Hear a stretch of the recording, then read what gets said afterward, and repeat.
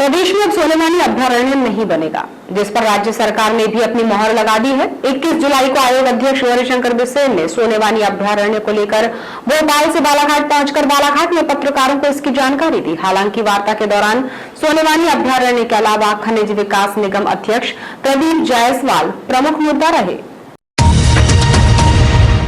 उल्लेखनीय है कि 14 अक्टूबर 2022 को सीएम की अध्यक्षता वाली स्टेट वाइल्ड लाइफ बोर्ड ने निर्णय लिया था कि बालाघाट जिले के दक्षिण सामान्य वन मंडल अंतर्गत कान्हा पेंच टाइगर कॉरिडोर में स्थित सोनेवानी आरक्षित वन खंड के 163.195 किलोमीटर वन क्षेत्र को सोनेवानी अभयारण्य बनाया जाएगा। लेकिन इस निर्णय के बाद वहां की खनन लॉबी ने विरोध शुरू कर दिया था, जबकि सोनेवानी से लगे कुछ ग्रामों के ग्रामीणों ने भी इसका विरोध जताया था। उनके पक्ष में भाजपा विधायक गौरीशंकर बिसेन भी आ गए थे, जबकि उस क्षेत्र के भाजपा सांसद ढाल सिंह बिसेन इस अभयारण्य को बनाने के पक्ष में थे। लेकिन गौरीशंकर बिसेन का विरोध कारगर रहा, जिस पर पहले सीएम ने इस अभयारण्य के गठन की अधिसूचना को स्थगित रखने के निर्देश वन विभाग को दिए और इसके बाद अब वन मंत्री विजय शाह ने इस अभयारण्य को न बनाने का निर्णय ले लिया है, जिससे यह अभयारण्य मूर्त रूप नहीं ले पाएगा।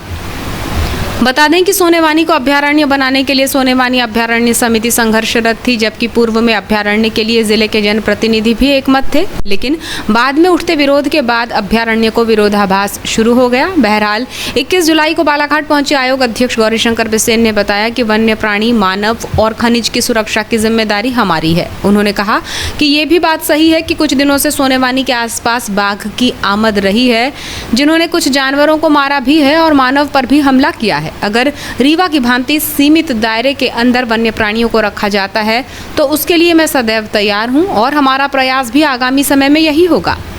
कहा कि वन्य प्राणियों का सुरक्षा हमारा जवाबदारी, मानव सृष्टि में जितने जीव जंतु जो सर्वश्रेष्ठ है, सभी के यशस्वी जीवन के लिए हमारी जवाबदारी। ये भी बात सही है कि कुछ दिनों से सोनेवानी के आसपास शेरों का विचरण देखा गया, कुछ जानवरों को उन्होंने मारा भी और हमला भी किया, मानव पे भी हमला किया।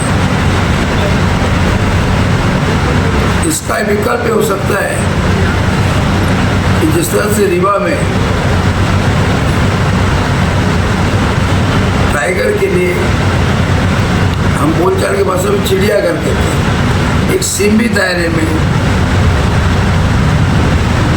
उसको प्रोटेक्टिव करके, सुरक्षात्मक व्यवस्था करके भी वन्य प्राणी को बचाया जा सकता है और आम जन के वन्य प्राणी को देखने के लिए, उनको उनकी एक्टिविटीज़ को समझने के लिए भी अवसर मिल सकता है। लेकिन खुले अभयारण्य हमारे लिए इतने छोटे एरिया में नुकसानदायक। बरघाट के माननीय विधायक अर्जुन पकोड़िया जी ने, सिवनी के माननीय विधायक दिनेश मुर्मू राय जी ने, बरघाट के माननीय विधायक कामराज जी सारे, कटंगी के वहाँ के अर्जुन पकोड़िया जी, मैंने स्वयं ने, हमने लिखित रूप से अपना पक्ष रखा। पहले अभयारण्य की कार्रवाई स्थगित हुई। मुझे बताते प्रसन्नता है कि 18/7/2023 को राज्य सरकार ने अभयारण्य के गठन का प्रस्ताव निरस्त कर दिया और मेरी जवाबदारी थी कि असमंजस की स्थिति न रहे। अब सोनेवानी में अभयारण्य नहीं बनेगा। मैं फिर कहना चाहता हूँ, सीमित दायरे के अंदर प्रोटेक्टिव एरिया करके यदि वन्य प्राणियों को हम रखते हैं तो उसके लिए मैं सदैव तैयार हूँ और हमारा भविष्य प्रयास भी इसको होगा। उन्होंने बिना नाम लिए खनिज विकास निगम अध्यक्ष प्रदीप जायसवाल पर हमला बोलते हुए कहा कि सोनेवानी अभयारण्य का केंद्र बिंदु 100% बालाघाट विधानसभा क्षेत्र में आता है। किसी दूसरे क्षेत्र के विधायक को प्रस्ताव देने के पहले मुझसे चर्चा करनी चाहिए थी, जिसके बाद ही मेरे द्वारा ये कहा गया था कि सोनेवानी का अभयारण्य मेरी लाश पर से बनेगा। लेकिन आज मैं राज्य सरकार को धन्यवाद प्रेषित करना चाहता हूँ। जिस स्थान पर अभयारण्य का केंद्र बिंदु है वो 100% बालाघाट विधानसभा क्षेत्र है। किसी दूसरे क्षेत्र के विधायक को इस तरह के प्रस्ताव देने से पहले कम से कम परामर्श करना चाहिए, बातचीत करनी चाहिए, कम से कम फोन से ही बातचीत करना चाहिए। इसलिए मैंने तब कहा था कि सोनेवानी में अभ्यारण्य गौरी सागर के रास्ते से बनेगा। बड़ा मेरा स्टेटमेंट था, दुखदायी मेरा स्टेटमेंट था। वार्ता के दौरान भोपाल दौरे से वापस लौटे वारासिवनी विधानसभा क्षेत्र के स्थानीय पदाधिकारी भी वार्ता के दौरान उपस्थित रहे, जिनसे पत्रकारों ने सवाल पूछे। आपको बताएं कि पिछले 2 दिनों पहले ही वारासिवनी विधानसभा क्षेत्र के 237 बूथ से कार्यकर्ता विधायक प्रदीप जायसवाल को भाजपा में शामिल न किए जाने की अर्जी लेकर भोपाल गए थे, जहां उन्होंने मुख्यमंत्री सहित अन्य पार्टी पदाधिकारियों से भेंट कर अपनी बात रखी। इस दौरान भाजपा नेता निरंजन सिंह बिसेन ने बताया कि हम आश्वस्त हैं कि वारासिवनी विधानसभा की टिकट भाजपा के ही किसी व्यक्ति को मिलेगी। 35 मतलब उन्होंने वारासिवनी को 35 वर्ष का कर दिया है और इतना विकास कराया है कि जो नेता है वहाँ के लोकल के नेता वो जलने भिड़ने लगे उनसे।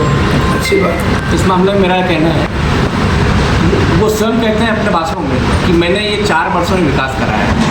वो विधायक तो चौथी बार बने हैं। जब कांग्रेस की सरकार में जो मंत्री भी थे, कांग्रेस की सरकार में 3 बार विधायक भी रह चुके हैं पहले, तब क्यों नहीं विकास करा पाया? ये विकास भाजपा और सिर्फ भाजपा का है, शिवराज जी की सरकार का है। भाजपा की सरकार यदि नहीं होती, प्रदीप जायसवाल समर्थन दिए, उनको सौगात मिली है। प्रदीप जायसवाल का उसमें कोई योगदान नहीं है, उनका सिर्फ एक प्रतिनिधित्व किया है उन्हें विधानसभा की ओर से।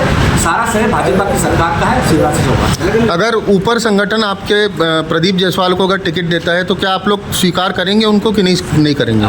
ये काल्पनिक प्रश्न है, इस पर तो अभी हम तो ये मान के चलते हैं कि प्रदीप जायसवाल को टिकट नहीं मिलेगी। टिकट भाजपा की किसी व्यक्ति को मिलेगी और भाजपा का विधायक, अगला विधायक भाजपा का ही बना। स्थानीय निकाय चाहे जनपद पंचायत चुनाव या पंचायत चुनाव हो, सरपंच चुनाव, पंच चुनाव तक उन्होंने हस्तक्षेप किया है। यदि उनने भाजपा को समर्थन दिया था तो उनका नैतिक दायित्व था कि भाजपा के जनप्रतिनिधि खड़े उनके क्षेत्र में तो उनका समर्थन करते। ये विरोध उसी का तो है।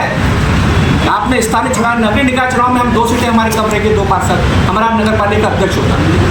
ये नैतिक दायित्व था उनका कि भाजपा की सरकार के आप अंग हैं तो आपका समर्थन मिला था भाजपा के जनप्रतिनिधियों। ये विरोध उसी का है और इसलिए पूरे वाराणसी क्षेत्र की जनता, अभी हम जैसे भाव ने बताया 237 पूरे बूथ के अध्यक्ष, बीएलए महामंत्री और हम प्रमुख लोग इसका विरोध करने गए थे। जब उनको भाजपा में आना ही था तो 23 विधायक जब सिंधिया के छोड़ के आए तब आते उनमें दम था, तो तब इस्तीफा देते और तब चुनाव लड़ते। हम सहयोग करते उनका उस समय, हमको विधायक बनाते।